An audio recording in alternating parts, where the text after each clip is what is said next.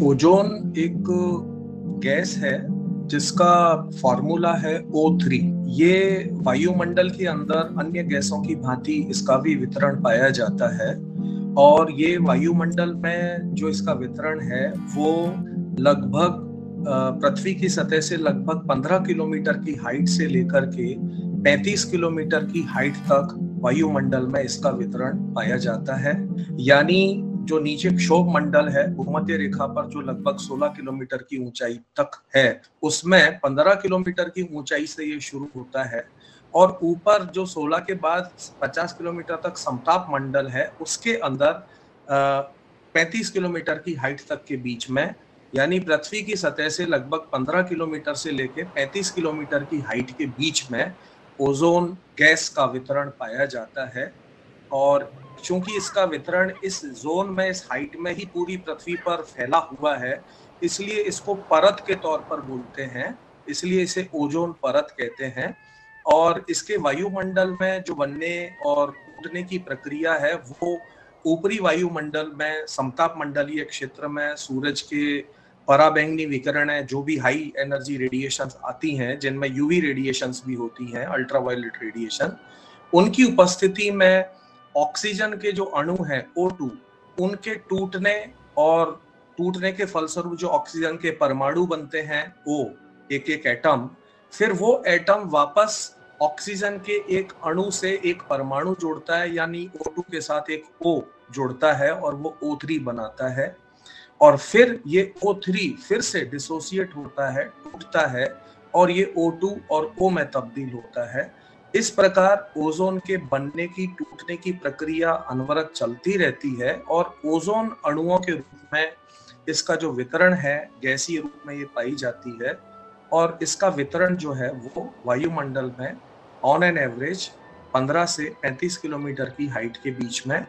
पाया जाता है। और ये एक गैस है जिसकी बड़ी तीखी गंध होती है और इसका तीखी गंध के कारण ही, यानी उसका मतलब होता है ग्रीक भाषा में जिसका मतलब है ओजीन, ओजीन यानी बहुत स्मेली, एक अजीब सी तीखी गंध वाली, और उस ग्रीक भाषा में ओजीन शब्द से, इसकी गंध के कारण से ही इसका नाम जो है वो अंग्रेजी में ओजोन पड़ गया। ओजोन का जो वितरण है वो लगभग 90% ओजोन जो है वो समताप मंडलीय क्षेत्र में पाई जाती है, इसलिए उसे स्ट्रेटोस्फेरिक ओजोन या समताप मंडलीय ओजोन कहते हैं। और लगभग 10% जो निचले क्षोभ मंडलीय क्षेत्र में पाई जाती है, इसलिए उसे क्षोभ मंडलीय ट्रोपोस्फेरिक ओजोन भी कहते हैं। इसे नापने का यूनिट भी है, मेजर करने का यूनिट है, जिसे डॉब्सन यूनिट कहते हैं। जो वैज्ञानिक थे डॉब्सन, उन्होंने ही 1800 के सेंचुरी में, शुरुआत में लगभग मध्य 18वीं शताब्दी में इसकी खोज करी थी, तो उन्हीं के नाम से इसका जो मेजरमेंट का यूनिट है वो डॉब्सन यूनिट पड़ा। ओजोन परत का महत्व समझने से पहले हमें ओजोन की कार्य प्रणाली को समझना पड़ेगा और सूर्य से आने वाले जो प्रकाश विकिरण है, सौर विकिरण है, जिसमें अल्ट्रावायलेट रेडिएशंस भी हैं, पराबैंगनी विकिरण है, दृश्य प्रकाश भी है यानी जो हमें दिखता है प्रकाश, और पराबैंगनी अवरक्त यानी इंफ्रारेड रेडिएशंस। तो अल्ट्रावायलेट रेडिएशन, विजिबल लाइट और इंफ्रारेड रेडिएशन, जो सूर्य के सोलर रेडिएशन के अंदर ये अलग अलग तरंग दैर्ध्य के जोन हैं, इनके बारे में हमें थोड़ा सा समझ लेना चाहिए। जो सूरज से आने वाली टोटल सौर विकिरण हैं, उनमें जो शुरुआती बहुत हाई एनर्जी की जो रेडिएशंस हैं वो हैं पराबैंगनी विकिरण है। और ये पराबैंगनी विकिरण भी 3 प्रकारों में बटी हुई है, अल्ट्रावायलेट ए, अल्ट्रावायलेट बी और अल्ट्रावायलेट सी। अल्ट्रावायलेट रेडिएशंस जो हैं उनकी तरंग दैर्ध्य 315 से 400 नैनोमीटर के बीच में होती है। दृश्य प्रकाश जो है वो 400 से लगभग 780 नैनोमीटर होता है, जो हमें जो प्रकाश दिखता है, और 780 नैनोमीटर से आगे जो है वो अवरक्त यानी इंफ्रारेड रेडिएशंस होती हैं। तो जो दृश्य प्रकाश की तरंग दैर्ध्य 400 नैनोमीटर से शुरुआत होती है, उससे पहले अल्ट्रावायलेट ए 315 से 400 नैनोमीटर और अल्ट्रावायलेट बी रेडिएशन 280 से 315 नैनोमीटर और अल्ट्रावायलेट सी लगभग 100 नैनोमीटर से 280 नैनोमीटर। यानी अल्ट्रावायलेट सी रेडिएशंस जो हैं वो 100 से 280 नैनोमीटर, अल्ट्रावायलेट बी 280 से 315 नैनोमीटर और अल्ट्रावायलेट ए 315 से 400 नैनोमीटर। ये तीन तरह से अल्ट्रावायलेट रेडिएशंस तीन प्रकार की पृथ्वी के वायुमंडल में आती हैं। इनमें जो अल्ट्रावायलेट सी है वो पूरी तरह से पृथ्वी के ऊपरी वायुमंडल में ही अवशोषित हो जाती है, जबकि अल्ट्रावायलेट बी जो सबसे ज्यादा हानिकारक है, हालांकि इनका 90% तो पृथ्वी के वायुमंडल में अवशोषित हो जाता है, लेकिन जो शेष अल्ट्रावायलेट बी पृथ्वी की सतह तक पहुंच जाती है वो जैविक रूप से बहुत सक्रिय हैं और वो जैव मंडल के ऊपर बहुत घातक प्रभाव उत्पन्न करती हैं। इसके बाद अल्ट्रावायलेट ए जो 315 से 400 नैनोमीटर के मध्य हैं, वो लगभग पूरी पृथ्वी के सरफेस तक पहुंचती हैं, लेकिन वो जैविक रूप से बहुत सक्रिय नहीं होती हैं, इसलिए उनसे खतरा नहीं है। यानी अल्ट्रावायलेट सी तो वायुमंडल में ऊपर रुक गई, अल्ट्रावायलेट ए पृथ्वी की सतह पर पहुंची, वो हानिकारक ज्यादा नहीं है, लगभग नहीं है। लेकिन अल्ट्रावायलेट बी जो 280 से 315 नैनोमीटर है, उसका जितना भी हिस्सा पृथ्वी की सतह तक पहुंच जाता है, यहाँ के जैव मंडल के ऊपर पड़ता है, यहाँ के पारिस्थितिकी तंत्रों पर पड़ता है, यानी पेड़ पौधे, जीव जंतु, जलीय जीवन, पानी, मिट्टी, जितने भी जीव हैं, सूक्ष्म जीव हैं, वायुमंडल में है, बैक्टीरिया है, वायरस है, सब कुछ है, सब पर इस अल्ट्रावायलेट बी का प्रभाव पड़ता है।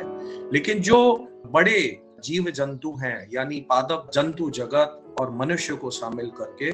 उन पर इन अल्ट्रावायलेट रेडिएशंस का बड़ा घातक प्रभाव होता है। और अब जो ओजोन का जो महत्व हम जानना चाहते हैं, यूवी रेडिएशंस को जानने के बाद हम समझें कि ये ओजोन परत ही है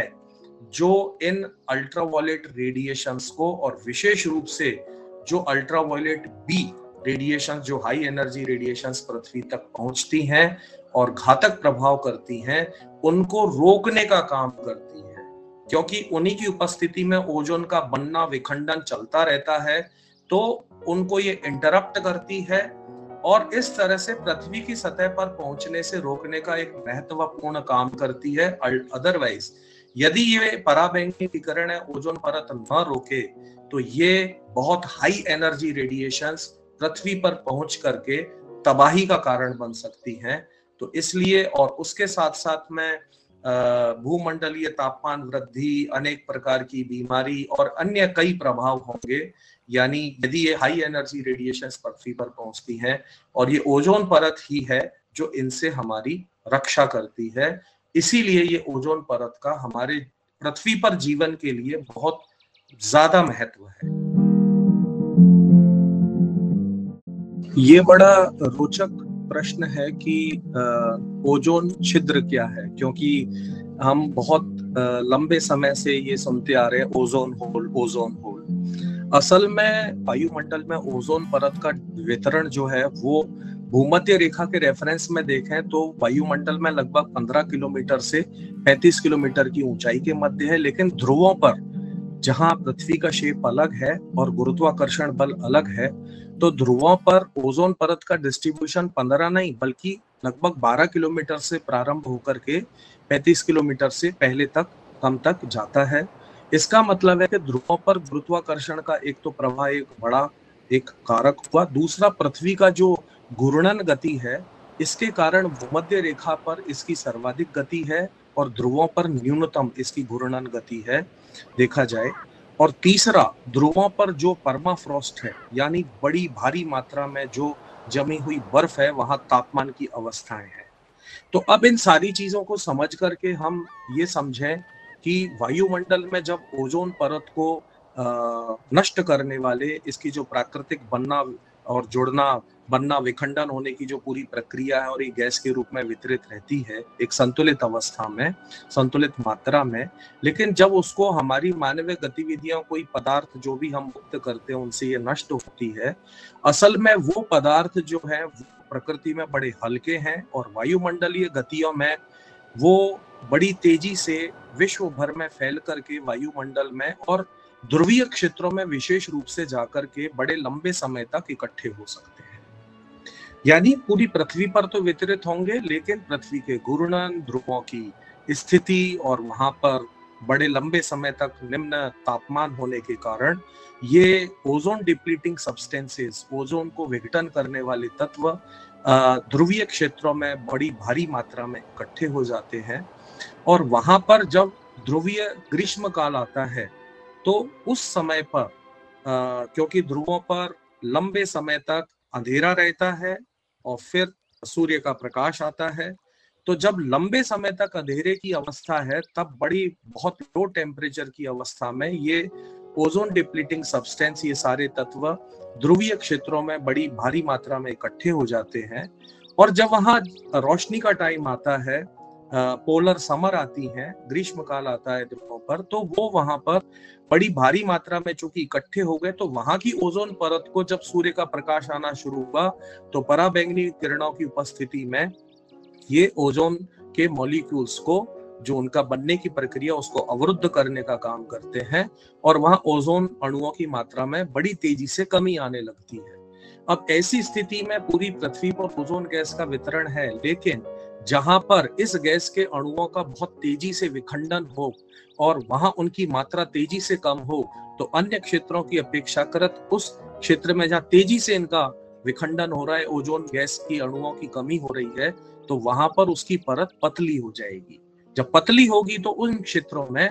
पराबैंगनी विकिरणें, सूर्य की विकिरणें जो है वो भारी मात्रा में और पृथ्वी तक पहुंचेंगी। तो इस तरह ये जो अपेक्षाकृत ज्यादा पतले छेद हैं, ज्यादा पतले क्षेत्र हैं, एरियाज हैं ओजोन परत के, इन्हीं को हम ओजोन छिद्र, ओजोन होल के नाम से पुकारते हैं। ये कोई ऐसे छेद नहीं है, ये अपेक्षाकृत ज्यादा पतली परत है ओजोन गैस की ध्रुवीय क्षेत्रों में। अब जो मानवीय गतिविधियों में जहां हम लोगों ने मुख्य रूप से बहुत बड़ी मात्रा में हम लोग आज निर्भर हो गए हैं रेफ्रिजरेशन सिस्टम पर,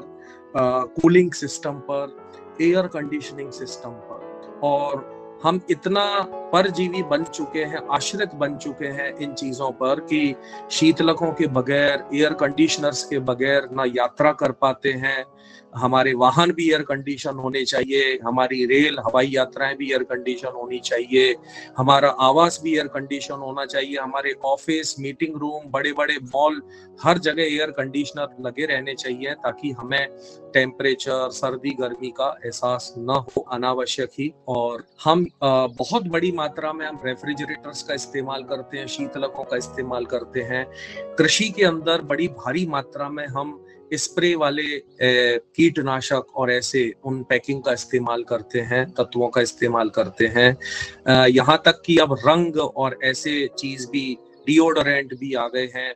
तो उनमें भी ये जो खुशबू वाले तत्व हैं, केमिकल हैं, उनको भारी दबाव में और ये गैस के रूप में फिर निकले, तो उनमें ये जो तत्व काम में आते थे कारों में, एयर कंडीशनर्स में, टायरों के बनाने में, और टायर या अन्य प्लास्टिक सब्सटेंस या फोम जिनको हम कहते हैं, बड़ी मात्रा में पूरे विश्व में टायरों का वेस्टेज पैदा होते हैं, वाहनों का, हवाई जहाजों का, इन सब का। और उन वेस्ट को, टायरों के वेस्ट को भी हम कभी कभी बड़ी मात्रा में हम इनको जला करके नष्ट करना भी उचित समझते हैं। इन सब चीजों में, शीतलकों में, प्रशीतकों में, एग्रीकल्चर, इस तरह के पेस्टिसाइड्स में, स्प्रे में, फायर फाइटिंग सब्सटेंसेस में, स्प्रे कैंस में, इन सब चीजों में हम जो तत्व काम में लेते हैं वो केमिकल नेचर पर हम उनको कहते हैं क्लोरोफ्लोरोकार्बन, हाइड्रोक्लोरोफ्लोरोकार्बन, जिनको क्लोरोफ्लोरोकार्बन को हम पुनः जो इनकी केमिकल नेचर है उसके अनुसार इनको अलग अलग श्रेणियों में भी बांटा हुआ है। CFC11, CFC12, CFC113, carbon tetrachloride. उसके बाद में हाइड्रोक्लोरोफ्लोरोकार्बन, जिन्हें HFC कहते हैं शॉर्ट में, HFC 134, HFC 143, HFC 23, HFC 32, HFC 125, HFC 152 वगैरह हाइड्रोफ्लोरोकार्बन। उसी तरह से ब्रोमीन युक्त जो तत्व हैं उनको हम हेलोन कहते हैं, हेलोन 1301, हेलोन 1211, मिथाइल ब्रोमाइड, इस तरह से मिथाइल क्लोरोफॉर्म। तो ये कई तत्व हैं। ये तत्व वायुमंडल में बड़े लंबे समय तक बने रह सकते हैं और बड़ी हल्की प्रवृत्ति के भी होते हैं। इसके कारण ये वायुमंडल में दूर दूर तक, ऊंचाइयों तक बड़ी आसानी से ये वितरित हो जाते हैं। ये सब हमारी गतिविधियों से, मानवीय गतिविधियों से ही उत्पन्न होते हैं। और यही तत्व जो है मुख्यतः जो क्लोरीनेटेड कंपाउंड्स हैं, वो क्लोरोफ्लोरोकार्बन, हाइड्रोक्लोरोफ्लोरोकार्बन, ये कई दशकों तक, सैकड़ों साल तक ये वायुमंडल में बने रह सकते हैं। और ये जब तक वायुमंडल में रहेंगे, ये क्लोरीन अणु, ब्रोमीन अणु ओजोन के जो बनने की प्रक्रिया है ऑक्सीजन अणु और परमाणु से मिलके, उसको बाधित कर देते हैं। और ऑक्सीजन अणु के साथ ऑक्सीजन परमाणु की बजाय क्लोरीन परमाणु जुड़ जाता है और वो O3, O2 और O के बनने से O3 को नहीं बनने देता और ओजोन परत के निर्माण की प्रक्रिया को रोकता है। ये एक क्लोरीन एटम, मुक्त क्लोरीन एटम जो है, वो वायुमंडल में 1 लाख ओजोन अणुओं तक को विखंडित कर सकता है, बनने से रोक सकता है, उनके विखंडन का कारण बन सकता है। तो इस तरह से ये जितनी बड़ी मात्रा में हम इन तत्वों का इस्तेमाल करते हैं, ये जो गतिविधियां हम करते हैं, कूलेंट्स का, रेफ्रिजरेशंस का, हाई प्रेशर में स्प्रे किए जाने वाले केमिकल तत्वों का हमारे रहने करने में, आवागमन में, यातायात के साधनों में, मनोरंजन में, किसी में भी हम चीजों का इस्तेमाल करते हैं, तो ये क्लोरीनेटेड कंपाउंड जो है, हाइड्रोक्लोरोफ्लोरोकार्बन, क्लोरोफ्लोरोकार्बन, ये सभी वायुमंडल में ओजोन परत को विखंडित करने का, उसके बनने की प्रक्रिया को रोकने का एक बड़ा कारण बनते हैं। और इसके कारण ओजोन का जो फंक्शन है, अल्ट्रावायलेट रेडिएशंस को भी कंट्रोल करना और पृथ्वी पर तापमान का नियमन में मदद करना, पृथ्वी पर जीवन को बचाए रखना, वो सब बाधित होता है। तो असल में ओजोन परत को खतरा नहीं है, खतरा हमारे पृथ्वी के जैव मंडल को है, ओजोन परत के पतले होने से। विश्व ओजोन दिवस पर डॉक्टर सुनील दुबे जी से कुछ विशेष जानकारियां जानते हैं। देखिए, अंतर्राष्ट्रीय ओजोन दिवस के परिप्रेक्ष्य में जो वैश्विक प्रयास हुए हैं और 16 सितंबर क्यों ओजोन दिवस रखा गया, बैकग्राउंड में हमें थोड़ा सा जानने की कोशिश करनी होगी कि जब मैंने बात बताई कि वैज्ञानिक शेरवुड रोलैंड मैरियो मोलिना ने 1974 के दौरान जब ये रिपोर्ट किया कि जो क्लोरोफ्लोरोकार्बन और अन्य तत्व इस तरह के वो वायुमंडल में ओजोन परत को नष्ट कर रहे हैं और उसके बनने की प्रक्रिया को बाधित कर रहे हैं और ओजोन परत जो है वो कम होती जा रही है, पतली होती जा रही है, विशेषकर जो ध्रुवीय क्षेत्रों में है वो और कम होती जा रही है। तो फिर इसके ऊपर वैश्विक प्रयास शुरू हुए 1977 में। इसके बाद में 74 में जब ये रिपोर्टिंग आई तो 1977 में संयुक्त राष्ट्र पर्यावरण कार्यक्रम यानी संयुक्त राष्ट्र संघ की आनुषंगिक इकाई है, पर्यावरण कार्यक्रम के तहत जो है ओजोन परत को नष्ट करने वाले तत्वों के संबंध में ज्यादा से ज्यादा अनुसंधान और निगरानी करने के लिए एक एक्शन प्लान बना। उसके बाद में 1985 में जब ये पाया गया कि एंटार्क्टिक सर्वे के दौरान वैज्ञानिकों ने बताया कि अंटार्कटिका के क्षेत्र में जब ग्रीष्मकाल आता है तो वहां पर लगातार हर ग्रीष्मकाल में ओजोन परत में बड़ी भारी क्षति होती है और वहां की ओजोन परत बड़ी तेजी से पतली होने लगती है क्योंकि वहां ओजोन परत को डिप्लीट करने वाले, नष्ट करने वाले सब्सटेंस बड़ी मात्रा में इकट्ठे होते हैं शीतकाल में। और जब ग्रीष्मकाल आता है तो एंटार्क्टिक क्षेत्र में ओजोन परत बड़ी तेजी से वहां पर पतली होती है और उसी को ओजोन होल नाम दिया गया था। तो इस सब को लेकर के 1987 में ये मॉन्ट्रियल प्रोटोकॉल, कनाडा मॉन्ट्रियल में जो है ये सम्मेलन हुआ 14 से 16 सितंबर 1987 को, जिसमें लगभग 198 सदस्य जो भी राष्ट्र थे, पार्टीज थी, 198 पार्टीज, उन्होंने उसे अटेंड किया, भाग लिया। और उस दौरान लगभग 100 से ज्यादा, लगभग 100 सब्सटेंसेस जो ओजोन परत को नष्ट करने के लिए पोटेंशियल माने गए थे, क्लोरोफ्लोरोकार्बन, हाइड्रोक्लोरोफ्लोरोकार्बन और ब्रोमीन कंपाउंड्स में, तो ऐसे 100, लगभग 100 सब्सटेंसेस को, तत्वों को, रसायनों को समाप्त करने के लिए एक टाइम प्लान बनाने पर सहमति बनी, जिसे मॉन्ट्रियल प्रोटोकॉल नाम दिया गया। और ये 14 से 16 सितंबर हुआ, और 16 सितंबर को ये प्रोटोकॉल में जो भी सहमतियां बनी, कार्य योजना बनी, तो ये हस्ताक्षर के लिए जो सदस्यता जो उसमें भाग ले रहे थे उनके सामने रखा गया। और 198 में से ऑन द स्पॉट 46 भागीदारों ने उस पर उसी समय सहमति दी, अपने हस्ताक्षर किए। और भारत ने लेकिन 1987 में इस पर हस्ताक्षर नहीं किए। भारत ने इसे 19 जून 1992 को भारत ने इसे स्वीकार किया। और मॉन्ट्रियल प्रोटोकॉल के जो भी प्रावधान थे, जो भी लक्ष्य थे, जो भी वैश्विक प्रयास हैं, उनको अपने यहाँ करना भी 19 जून 1992 में भारत ने भी स्वीकार किया। उसके बाद 1989 में ये मॉन्ट्रियल प्रोटोकॉल की जो भी सहमति बनी और कार्य योजना बनी, ये 1989, 1 जनवरी 1989 से ये फोर्स में आई। यानी सदस्य देशों ने उन लक्ष्यों को लेकर के, उन प्रयासों को लेकर के जो तय किए गए थे, काम करना शुरू किया। 1990 में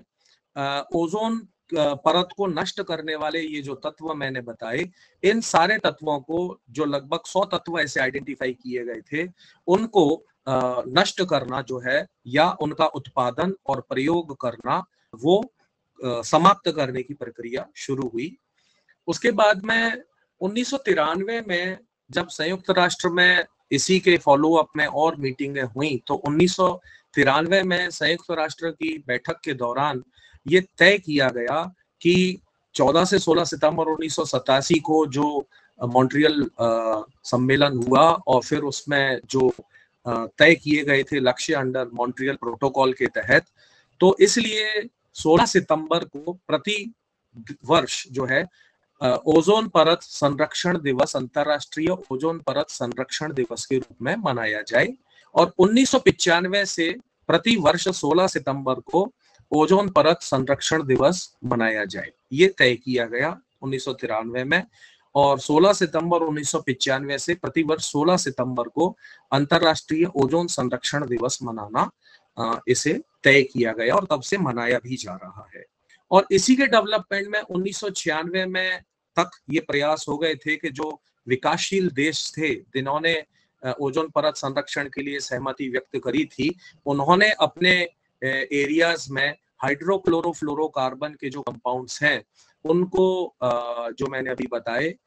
hydrochlorofluorocarbon HFC 134, 143, HFC 23, HFC 32, HFC 125, HFC 152 वगैरह, इनके उत्पादन और उपभोग को रोक दिया 1996 में। इसके बाद में 2004 में जो विकसित देश भी थे, उन्होंने भी अपने यहाँ से मिथाइल ब्रोमाइड, जो हेलॉन्स की श्रेणी में और आते हैं, उसके समापन की दिशा में कदम उठाया, और उन्होंने उसका उत्पादन और उपभोग समाप्त कर दिया। उसके बाद 2005 तक लेकिन ओजोन परत के विखंडन और फिर इसकी निगरानी पर और भी शोध बढ़ते गए, और तब 2005 में ये सामने आया कि अंटार्कटिका क्षेत्र में अब तक का सबसे ज्यादा पतली ओजोन की परत पाई गई, यानी जिसे सबसे बड़ा ओजोन होल, सबसे बड़ा ओजोन छिद्र भी कहा गया, वो सबसे ज्यादा नुकसान हुआ और सबसे ज्यादा पतली परत हो गई। तो लार्जेस्ट ओजोन होल अंटार्कटिका क्षेत्र में 2005 में ये रिकॉर्ड हुआ, तो चिंता और बढ़ गई, और सदस्य देशों ने ओजोन परत को नष्ट करने वाले जो सब्सटेंसेस हैं, तत्व हैं, केमिकल्स हैं, इनके उत्पादन को, इनके उपभोग को कम करने में और भी जोर लगा दिया। 2010 तक सभी सदस्य देशों ने अपने अपने एरियाज में क्लोरोफ्लोरोकार्बन, हेरोन, कार्बन टेट्राक्लोराइड वगैरह इनके उपयोग को जो है वो समाप्त किया। 2013 में जब ये इन प्रयासों का रिजल्ट देखा गया तो ये भी पाया गया कि ओजोन परत जो और तेजी से पतली होती जा रही थी, अब उसके पतली होने की दर में कमी आई, यानी वो हील होने लगी, उसकी क्षतिपूर्ति होने लगी वैश्विक प्रयासों से। और 2015 में जो हाइड्रोफ्लोरोक्लोरोकार्बन हैं, जो सब्सटेंसेस हैं, उनको भी समाप्त करने की दिशा में और सदस्य देशों ने सहमति रखी। 2016 में किगाली में जो एक सम्मेलन हुआ, वहां पर हाइड्रोफ्लोरोक्लोरोकार्बन के उपभोग और उत्पादन को पूरी तरह से समाप्त करने के लिए जो है वो सहमति बनी। ये किगाली रवांडा में 15 अक्टूबर 2016 में ये सम्मेलन हुआ था, जिसमें हाइड्रोफ्लोरोक्लोरोकार्बन को पूरी तरह से समाप्त करने, यानी जो क्लोरोफ्लोरोकार्बन, हेलोन्स, कार्बन टेट्राक्लोराइड, इन सबको, मिथाइल ब्रोमाइड और इन सबको समाप्त करने के बाद में, HCFCs को समाप्त करने के बाद में जो भी और ये बचे हुए सब्सटेंसेस है, हाइड्रोफ्लोरोक्लोरोकार्बन, HFCs, इनको भी समाप्त करने की दिशा में जो है वो सहमति बनी। और ये मॉन्ट्रियल प्रोटोकॉल, इसके अंतर्गत ये माना जाता है कि लगभग इस शताब्दी के मध्य तक, यानी लगभग 2050 के आसपास तक वायुमंडल में ओजोन की परत वापस से उस स्तर पर आ जाएगी जो 1980 के दौरान थी। ये लक्ष्य रखा गया है कि वापस से ओजोन परत की क्षतिपूर्ति हो और इस सेंचुरी के मिड तक 2050 के आसपास तक ये 1980 के अपने पूर्ववर्ती स्तर पर आ जाए। इसमें जो क्षति हुई है इसके बाद में जो है वो उसकी पूर्ति हो जाए। ये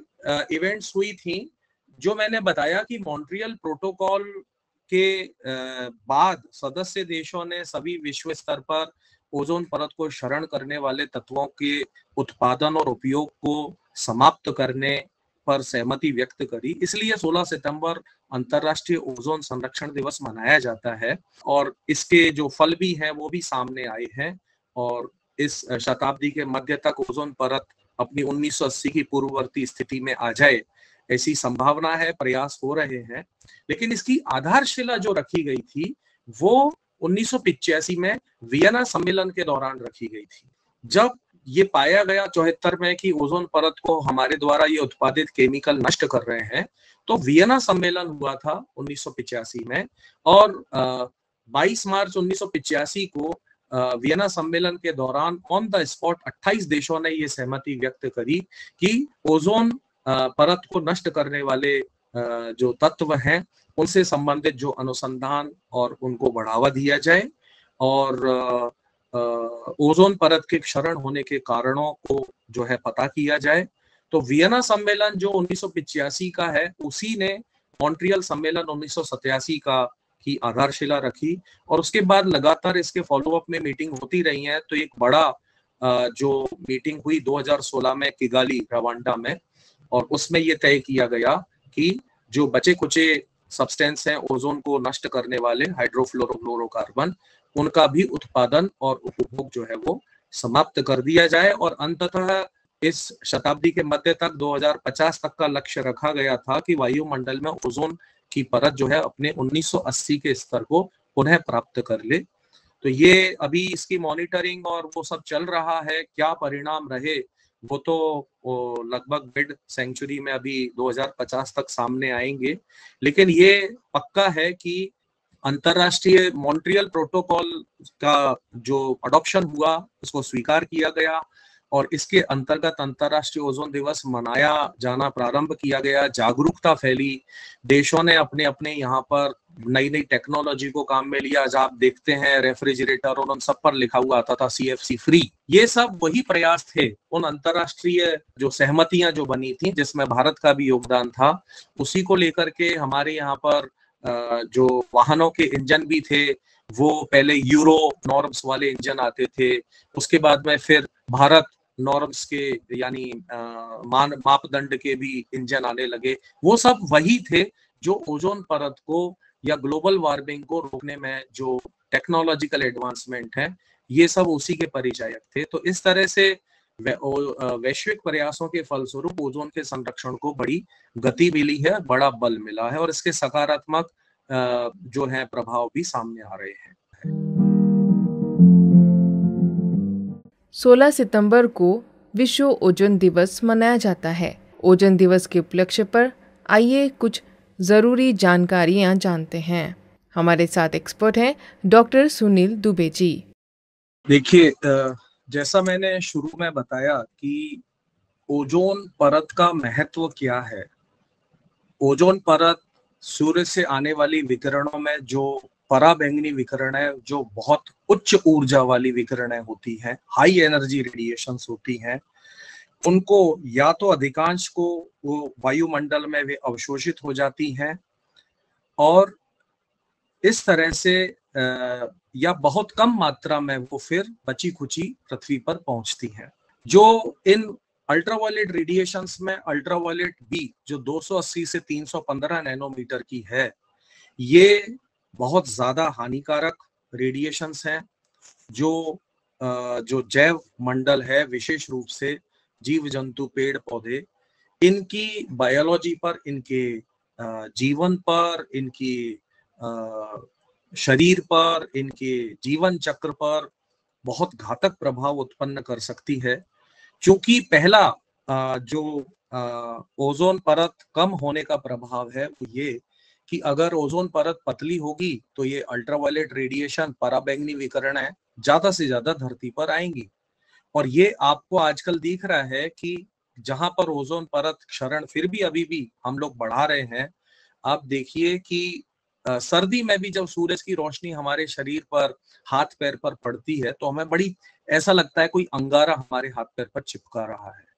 ये कुछ नहीं है, वायुमंडल में तापमान है, मान लीजिए एवरेज है, जो पहले 25 डिग्री होगा, 26 डिग्री होगा, 36 डिग्री होगा, जो उस समय नॉर्मल जो टेम्परेचर उस सीजन में है वही है। लेकिन ये धूप आपको ज्यादा काट रही है, ज्यादा चुभ रही है, सीधी धूप। ये धूप का ज्यादा होने का कारण है कि ओजोन परत आपके क्षेत्र में कम हो रही है और उसके कारण वहां सूर्य की पराबैंगनी विकिरणें ज्यादा मात्रा में आप पर आ रही है और वो हाई एनर्जी रेडिएशंस है। तो आप पर जब सूरज की धूप पड़ रही है, प्रकाश पड़ रहा है सूरज का सीधा, तो वो आपको जला रहा है। उसी तरह से जो ये आपको अब जो प्रभाव नजर आ रहे हैं इस तरह,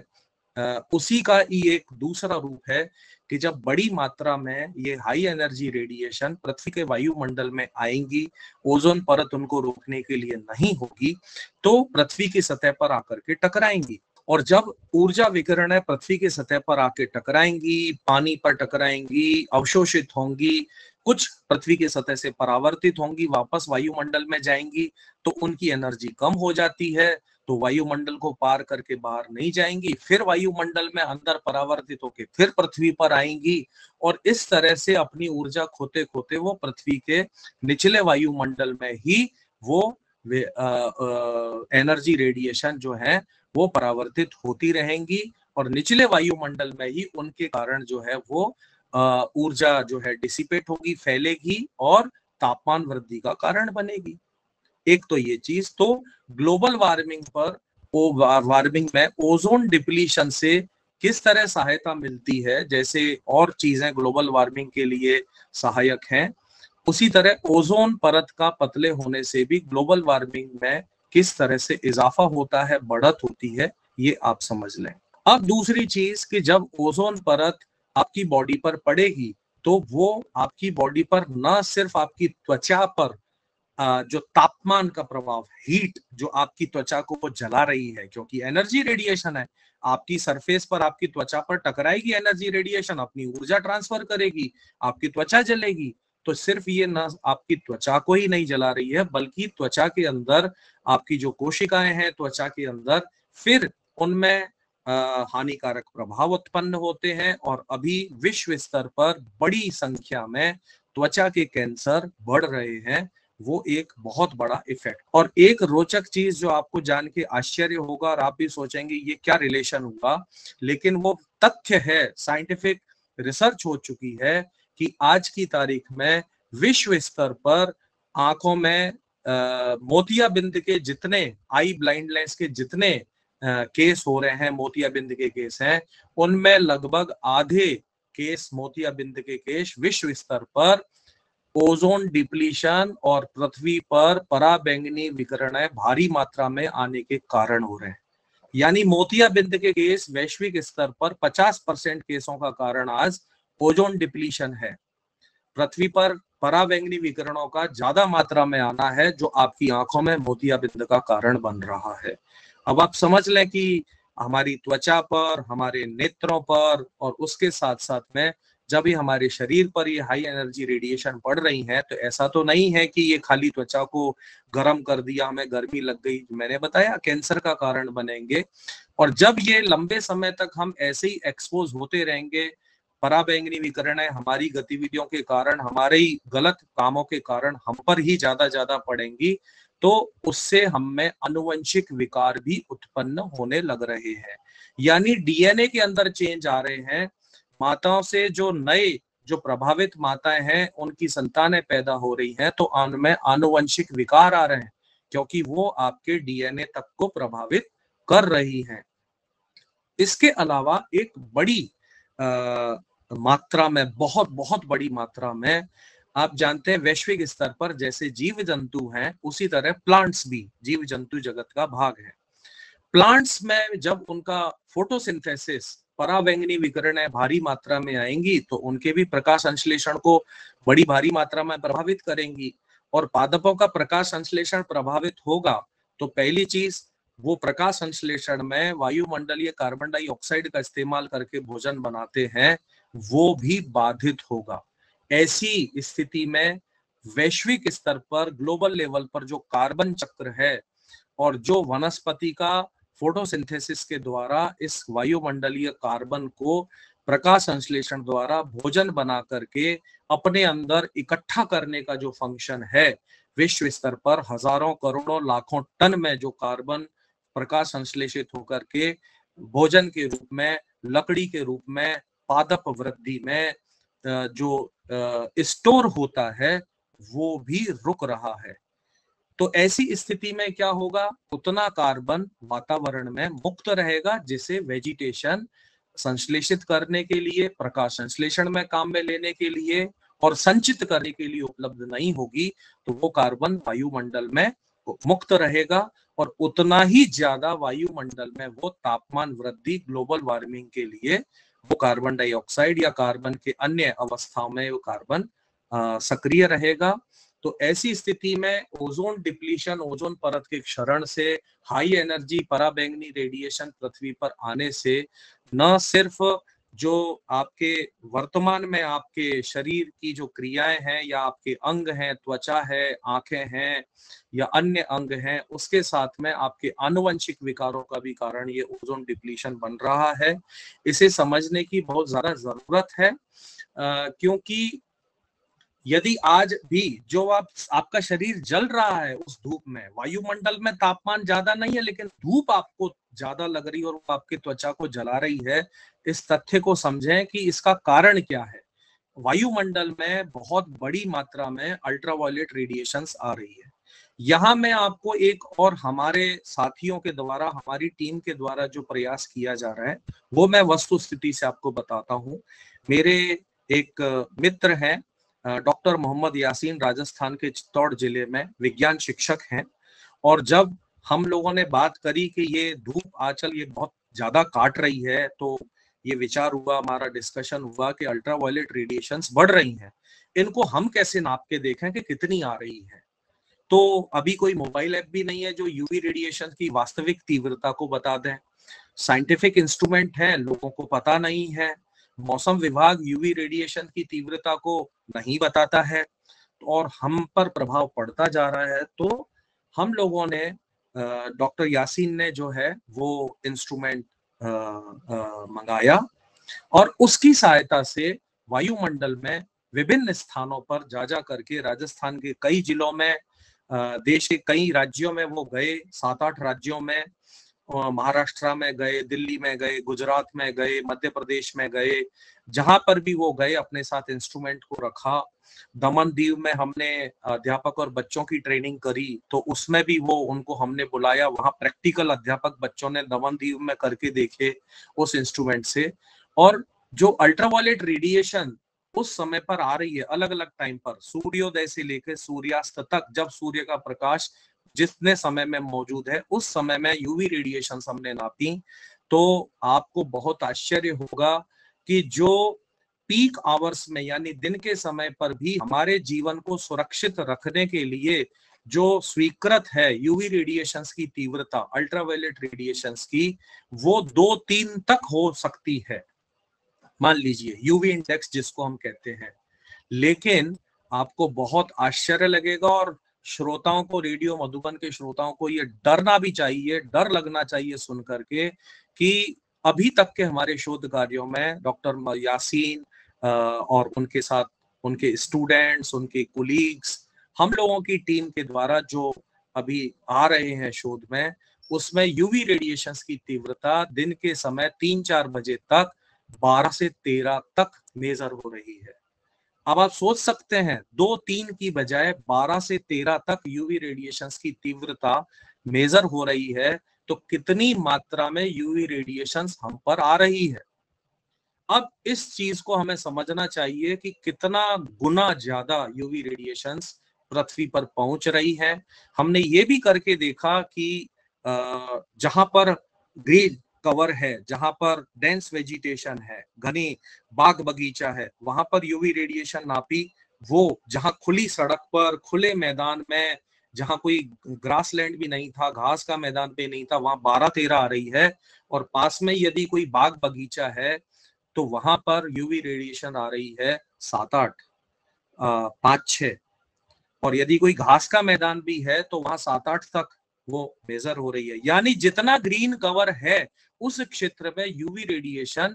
कम मेजर हो रही है। यानी ग्रीन कवर रहेगा तो वो यूवी रेडिएशंस की तीव्रता को कम करने में मदद करेगा। और जहां ग्रीन कवर कम होता जाएगा ऐसे इलाकों में, यानी बड़े बड़े हाईवे, रोड, बड़े बड़े बंजर मैदान हम जितना नष्ट करेंगे, जंगलों को कम करेंगे, ग्रासलैंड को कम करेंगे, बाग बगीचों को कम करेंगे, कंक्रीट के जंगल बनाएंगे, तो उतना ही ज्यादा यूवी रेडिएशंस की तीव्रता शहरी क्षेत्रों में इसलिए बहुत बहुत ज्यादा मात्रा में आई है, खुले क्षेत्रों में आई है। डिग्रेडेड एरियाज में यूवी रेडिएशंस की तीव्रता बहुत ज्यादा आ रही है। ये हम प्रैक्टिकली कर रहे हैं और इसे हमारी क्षमता अनुसार ये जो टीम है ये जगह जगह पर इन परिणामों को लोगों को दिखाने का काम भी कर रही है। तो ये हमें समझना चाहिए कि ओजोन डिप्लीशन आज हमें दिखाई नहीं दे रहा, आम जन को मालूम नहीं है। यूवी रेडिएशन बड़ी तेजी से आम जन पर कई गुना मात्रा में पड़ रही है, पराबैंगनी विकिरणें। ये आम जन को समझना होगा कि ये अनायास तापमान वृद्धि, खाल का जलना, स्किन पर सूर्य के प्रकाश के द्वारा कैटरेक्ट के मामले बढ़ना, त्वचा के कैंसरों के मामले बढ़ना, वेजिटेशन कम होने से वहां पर यूवी रेडिएशन और ज्यादा बढ़ेंगी तो आपका मतलब विनाश पक्का है। ये सारी चीजें हमें समझनी चाहिए कि ओजोन क्षरण से जैव मंडल पर क्या प्रभाव पड़ते हैं और आगे क्या पड़ सकते हैं अगर हमने इसको नहीं रोका। सर, आपसे जानना चाहेंगे कि स्थानीय स्तर पर क्या प्रयास किए जा रहे हैं राजस्थान में? यदि हम राजस्थान के क्षेत्रों की भी बात करें, राजस्थान के दक्षिणी, विशेष रूप से दक्षिण पश्चिमी राजस्थान, दक्षिणी राजस्थान सहित मध्य राजस्थान, अजमेर, जयपुर, उसके बाद उदयपुर, राजसमंद, भीलवाड़ा, कोटा, चित्तौड़गढ़, बारां, झालावाड़, सिरोही, पाली इत्यादि इन क्षेत्रों में यूवी रेडिएशंस जो नापी गई, और उसमें राजस्थान के इन क्षेत्रों में आप थोड़ा सा समझने की कोशिश ये करें कि दक्षिणी राजस्थान यानी सिरोही, माउंट आबू से लेकर के उदयपुर, राजसमंद, बांसवाड़ा, डूंगरपुर, भीलवाड़ा, चित्तौड़गढ़, कोटा, कोटा, बूंदी, झालावाड़, ये सारे दक्षिण पूर्वी जो राजस्थान के जिले हैं, यहाँ पर जंगल अभी भी हैं, अच्छे जंगल हैं, झील तालाब भी बहुत हैं, लेकिन उसके बावजूद यहाँ नगरीय विस्तार जिस कदर हो रहे हैं, जहां नगरीय क्षेत्रों में वेजिटेशन का नुकसान जितना ज्यादा हो रहा है, कंक्रीट के जंगल जितने ज्यादा बढ़ रहे हैं, सीमेंटेड रोड की बजाय कोल टार के रोड ही ज्यादा बढ़ रहे हैं, 4 लेन हाईवे से 6 लेन, 8 लेन, 12 लेन हाईवे बन रहे हैं, और लोग बाग बेतहाशा जंगलों को नष्ट करके, ग्रास लैंड को नष्ट करके और नगरीय विस्तार कर रहे हैं, या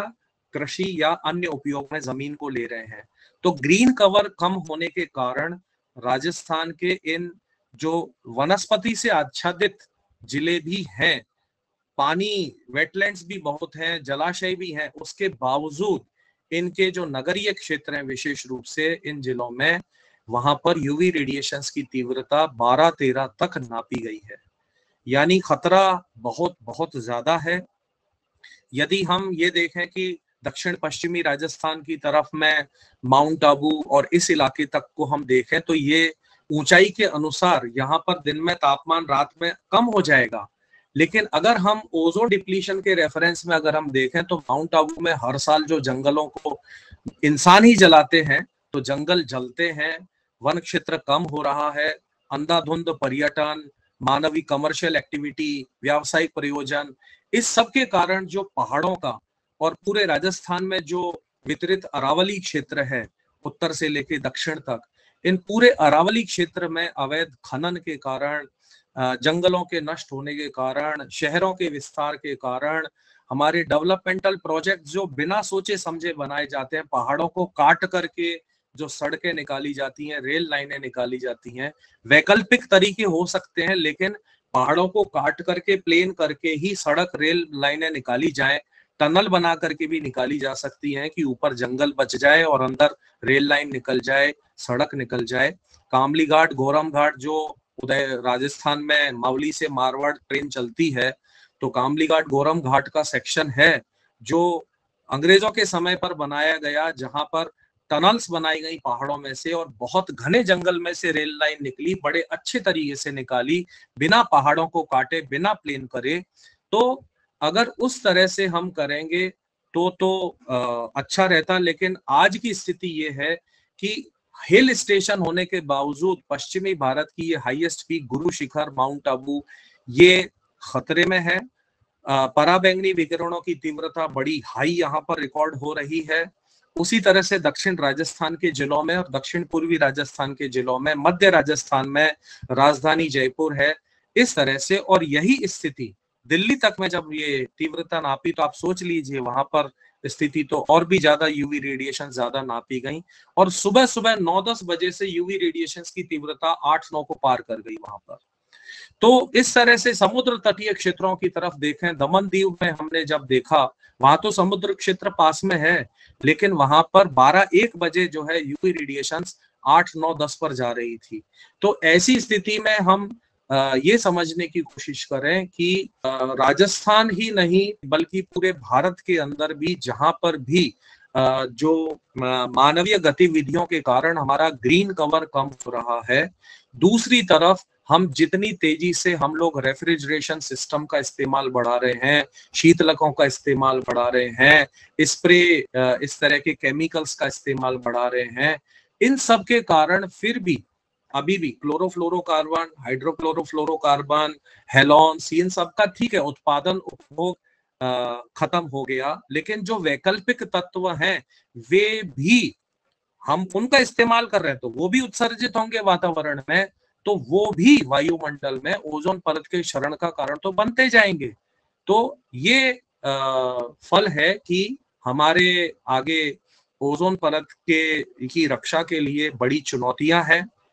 और हमें सोचना पड़ेगा कि हम किस प्रकार के विकास करना चाहते हैं, हमारा जीवन यापन कैसे करना चाहते हैं,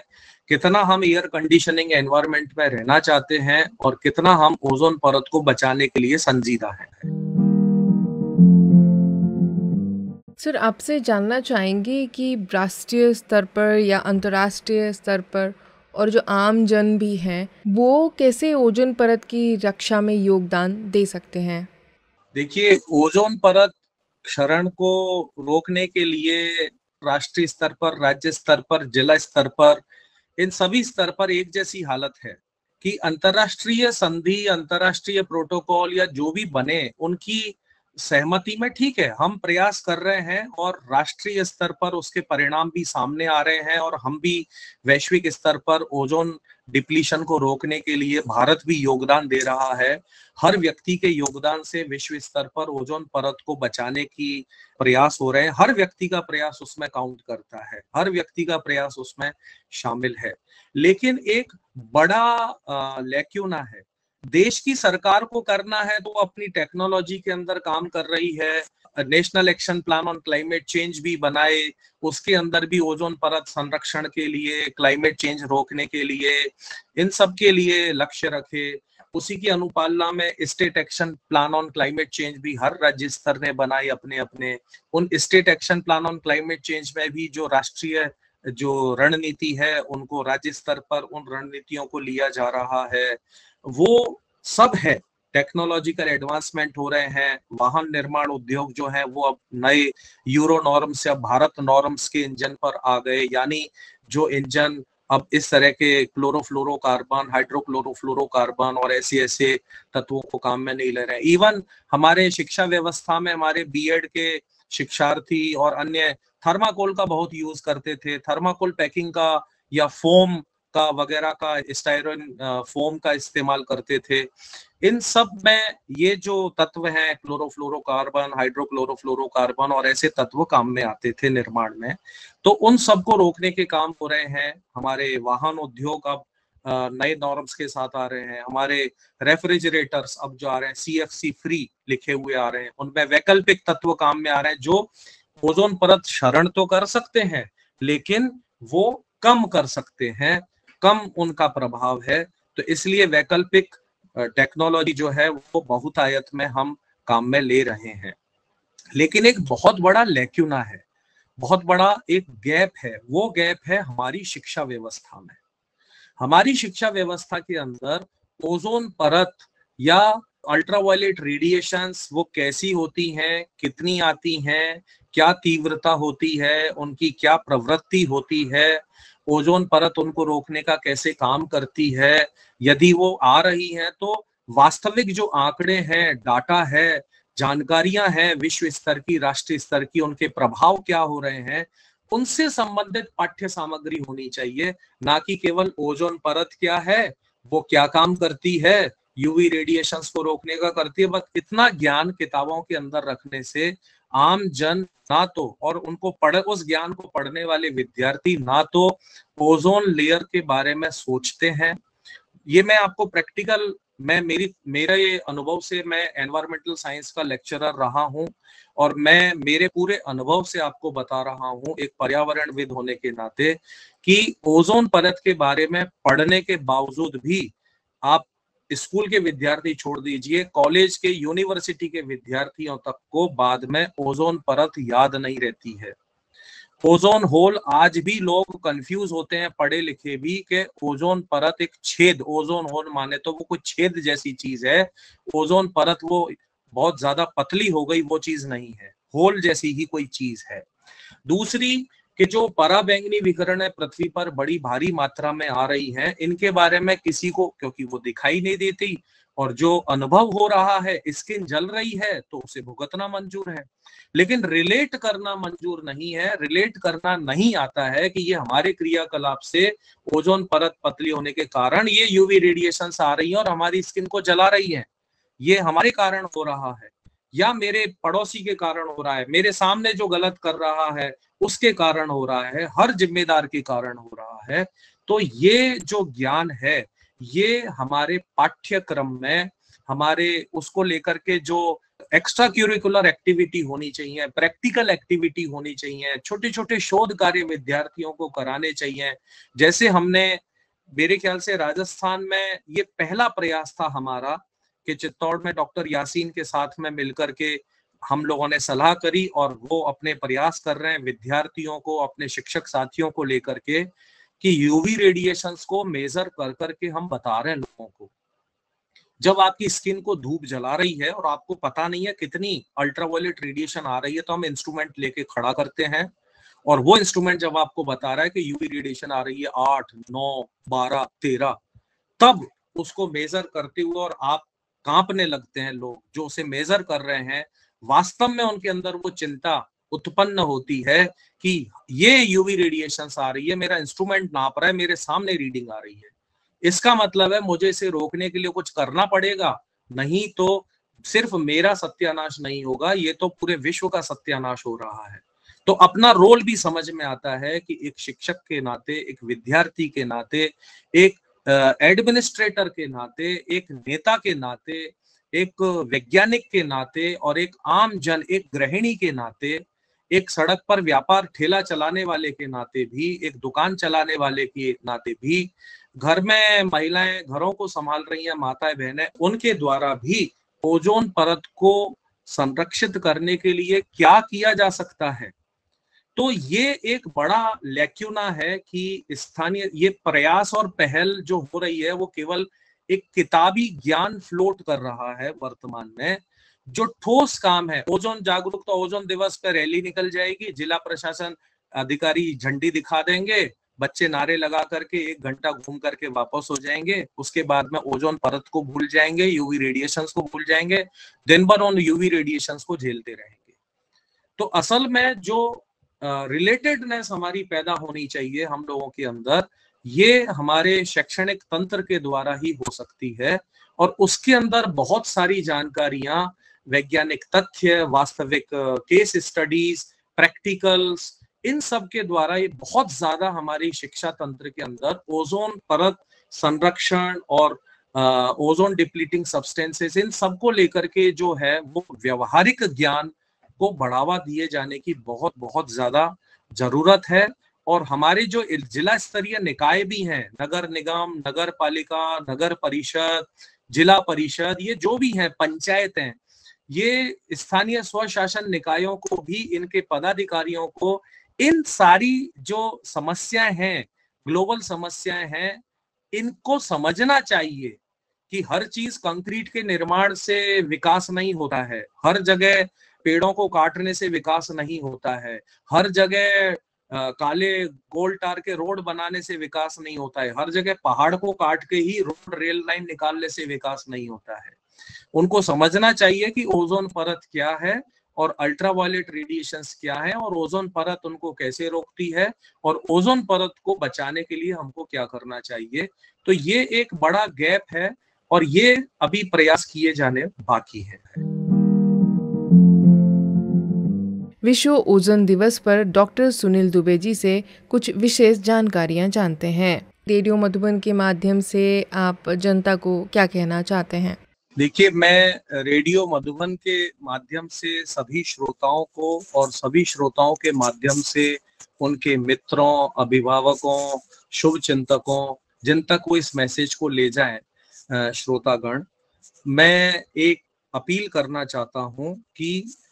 ओजोन परत के बारे में पढ़िए, वायुमंडलीय संरचना, वायुमंडल के बारे में पढ़िए, ओजोन परत के बारे में पढ़िए, इसके बनने, विखंडन होने की प्रक्रिया को जानिए और ये कैसे प्राकृतिक रूप से पृथ्वी पर वितरित है उसको समझिए। उसके बाद में सूरज से आने वाली विकिरणों के बारे में भी जानने की कोशिश कीजिए। पराबैंगनी विकिरणें क्या क्या होती हैं, कैसी होती हैं, जो मैंने बताया, ultraviolet A, B, C, 100 nanometre से लेकर के 400 नैनोमीटर तक में ये अल्ट्रावायलेट रेडिएशंस हैं। 100 से 280 नैनोमीटर, 280 से 315 नैनोमीटर, 315 नैनोमीटर से 400 नैनोमीटर तक अल्ट्रावायलेट सी, बी और अल्ट्रावायलेट ए जो आती है। अब इन सब के बारे में पढ़ने के बाद, जानकारी लेने के बाद में आप ये ओजोन परत कम होने से ये अल्ट्रावायलेट रेडिएशंस हम पर ज्यादा आएंगी और उसका हम पर क्या प्रभाव पड़ेगा, इसके बारे में भी आप जानने की कोशिश करें। और जितना मैंने जानकारियां देने का प्रयास किया है समय सीमा में, वो भी आपको चिंताजनक, आपके अंदर चिंता उत्पन्न करने के लिए काफी होगा, ऐसी उम्मीद है। तो अब हम क्या कर सकते हैं उस पर सोचें। हमारा क्या रोल रहे। मेरा पहला आपसे निवेदन है कि ये जो वाहन खरीदने की होड़ है, क्योंकि बहुत बहुत बहुत ज्यादा बड़ी संख्या में विश्व स्तर पर ये two wheeler, four wheeler, private वाहन रखने की जो होड़ है, उसमें आप सोच नहीं सकते हैं कि जो टायर, वेस्ट टायर्स का जो प्रोडक्शन होता है, ये जो रबर इंडस्ट्री है, ये विशेषकर जो टायर प्रोडक्शन में लगी हुई है और अन्य रबर की प्रोडक्शन में लगी हुई है, ये ओजोन डिप्लीटिंग सब्सटेंसेस के निष्कासन के लिए जिम्मेदार है। ओजोन परत को नष्ट करने वाले केमिकल तत्व इन इंडस्ट्रीज में काम में आते हैं। इसके अलावा प्लास्टिक के उत्पादन में काम में आते हैं। इसके अलावा जो स्प्रे वाले केमिकल्स या जो भी आप कीटनाशक हैं, केमिकल हैं, कलर कैन है, ये सब हैं, फोम का निर्माण है, थर्माकोल का निर्माण है, पॉलीस्टाइरोफोम का निर्माण है, इन सब में जो केमिकल काम में आते हैं वो वातावरण में मुक्त होते हैं, तो वो ओजोन परत को बहुत भारी मात्रा में नुकसान पहुंचाते हैं। तो कृपया इनकी डिमांड कम करें। यानी मास ट्रांसपोर्ट सिस्टम का अगर आप उपयोग करेंगे तो निजी वाहन की आपकी आवश्यकता बहुत कम हो जाएगी, या शौक के लिए वाहन रखने की बजाय आप मास ट्रांसपोर्ट सिस्टम का इस्तेमाल करें, ज्यादा बेहतर होगा। ये जो हमारी ललक है निजी वाहनों को रखने की, एक नहीं दो दो, टू व्हीलर है तो एक फोर व्हीलर भी हो जाए, एक फोर व्हीलर है तो एक बड़ा वाला फोर व्हीलर भी हो जाए, ये वगैरह वगैरह, या जहां हम बस यात्रा कर सकते हैं या ट्रेन से यात्रा कर सकते हैं, वहां हम कहें कि हवाई जहाज से चलें, जबकि उसके अंदर जो ग्लोबल वार्मिंग में एयर ट्रैवल का योगदान है वो कहीं ज्यादा है। तो ये जो कूलिंग सिस्टम है, रेफ्रिजरेशन सिस्टम है, एयर कंडीशनिंग सिस्टम है, इसके आश्रित न बने, इसके आश्रित न बने, तो इनका इस्तेमाल कम करें, इनकी डिमांड कम करें। थर्मोकोल, फोम वाले तत्व, पॉलीस्टाइरोफोम वाले तत्व, ऐसे पदार्थों का डिमांड कम करें ताकि प्रोडक्शन भी कम होगा और अंततः ये समाप्त हो जाए। दूसरी चीज है कि अगर आपने लिया भी, कोई रबर का मटेरियल आपने लिया, कोई प्लास्टिक का मटेरियल आपने लिया, या कोई फोम का मटेरियल आपने लिया, तो आप उसे लंबे समय तक इस्तेमाल जब तक कर सकते हैं तब तक करें, और जब उसका डिस्पोजल करें तो वो भी सुरक्षित तरीके से करें, ना कि कहीं खुले में आप उनको लपक करके पटक दें। ऐसा ना करें, क्योंकि आप देखेंगे कि ओजोन परत घटने, यूवी रेडिएशन ज्यादा आने से आपके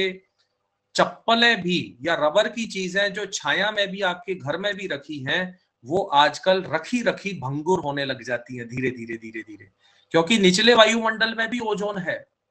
और फिर मानवीय गतिविधियां, जो रासायनिक अभिक्रियाएं, जो ऑटोमोबाइल इंडस्ट्री या दूसरी केमिकल इंडस्ट्रीज हैं, उनमें जो ओजोन प्रोड्यूस होती है वो तो निचले वायुमंडल में पृथ्वी की सतह के पास है, वो तो पूरी की पूरी नुकसान करने वाली है। तो वो आपके रबर को भंगुर बना रही है। आपका रखा रखा रबर के मटेरियल जो आजकल भंगुर होने लगते हैं, ये उसी का सूचक है। तो रबर के, प्लास्टिक के, या ये फोम, थर्माकोल, इनके मटेरियल आप कोई भी काम में लें, इनको लंबे समय तक काम में लें अगर लेते हैं, और फिर उनका निस्तारण, उनका डिस्पोजल भी सुरक्षित तरीके से करें, यानी वेस्ट का रिडक्शन करें, वेस्ट को कम करें। अगर आप लग्जरी लाइफ स्टाइल को त्याग सकते हैं, वो सबसे बड़ा उपकार होगा इस पृथ्वी पर आपके द्वारा, कि लग्जरी लाइफ स्टाइल को आप त्यागें, एयर कंडीशनिंग, कूलिंग सिस्टम और इन सब के आश्रित ना बने। प्राइवेट व्हीकल जो मैंने आपको निवेदन किया, उसका आप अगर लालच छोड़ेंगे तो आप बहुत बड़ा योगदान देंगे ओजोन परत को बचाने में। सबसे बड़ी बात है कि रबर, प्लास्टिक या थर्माकोल या ये फोम, इस तरह का जो भी मटेरियल है, इनको जलाएं, कभी भी ना जलाएं। इनको जलाने से आप बहुत बहुत बड़ी मात्रा में ओजोन परत को विघटित करने वाले तत्वों को बढ़ाने में मदद करेंगे। तो ऐसे पदार्थों को कभी भी हमें नहीं जलाना चाहिए, और जो जलाते हैं उनको भी रोकना चाहिए। रूम फ्रेशनर, डिओडोरेंट या ये स्प्रे वाले कॉस्मेटिक आइटम, मेरा आपसे निवेदन है कि इनका इस्तेमाल कम से कम करें। अच्छे से नहाएं धोएं साबुन से, मुल्तानी मिट्टी लगा करके, या ऐसे रोज नहाए धोएं, आपको रूम फ्रेशनर, डिओड्रेंट का इस्तेमाल कम करना पड़ेगा। कॉस्मेटिक आइटम, इस तरह के स्प्रे वाले ऐसी चीजें ना काम में लें, इस तरह की फैशन के पीछे ना भागें। उसके बाद में जितना ज्यादा हो सकता है उतना प्लांटेशन करें। यही आपकी लाइफ साइकिल है, प्लांटेशन, ग्रीन कवर, यही आपको बचाएगा। जो मैंने आपको बताया कि हमारे शोध कार्यों में भी ये है कि जहां पर ग्रासलैंड भी है वहां यूवी रेडिएशन कम है, और पास में खुला मैदान है वहां यूवी रेडिएशन बहुत हाई है, और जहां बाग बगीचा है, घनी छाया, वहां तो यूवी रेडिएशन और भी कम नापी गई है। तो एक ही क्षेत्र में कुछ 100 मीटर के अंदर ही इतने सारे चेंजेस हमें अंतर देखने को मिलते हैं। तो जितना ज्यादा ग्रीन कवर उतना ज्यादा यूवी रेडिएशंस की, पराबैंगनी विकिरणों की तीव्रता आपके ऊपर कम पड़ेगी। तो उसके आप ज्यादा से ज्यादा प्रयास करें। और सबसे बड़ी बात, जितने हमारे शैक्षणिक व्यवस्था के अंदर जुड़े हुए लोग हैं, शोधकर्ता हैं, उनसे निवेदन है कि ओजोन परत से संबंधित ज्ञान को, पराबैंगनी विकिरणों के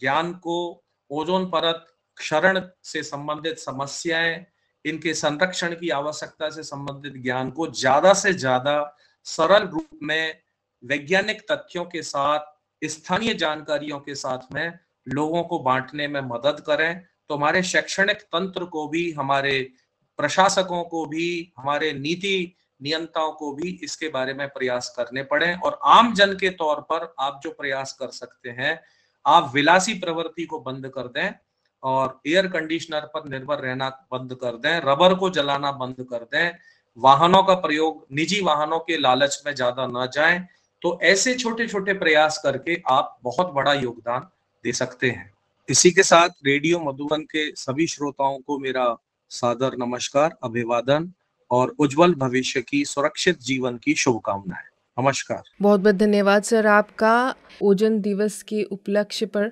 आज के विषय को बहुत ही डीपली आपने समझाया है, सरल तरीके से समझाया है। आगे और भी हमारे धरती को प्रदूषण मुक्त करने के लिए हम किस प्रकार से सहायता कर सकते हैं, हमारी इकोलॉजी को सुदृढ़ करने के लिए हमारा क्या योगदान रहेगा, इन विषयों को लेकर के हम आप तक आते रहेंगे। फिर मिलेंगे रेडियो मधुबन 107.8 FM पर। हमारे मध्य थे डॉक्टर सुनील दुबे जी, आज के हमारे एक्सपर्ट। सुनते रहिए, मुस्कुराते रहिए। Radio Madhuban 107.8 FM। नमस्ते।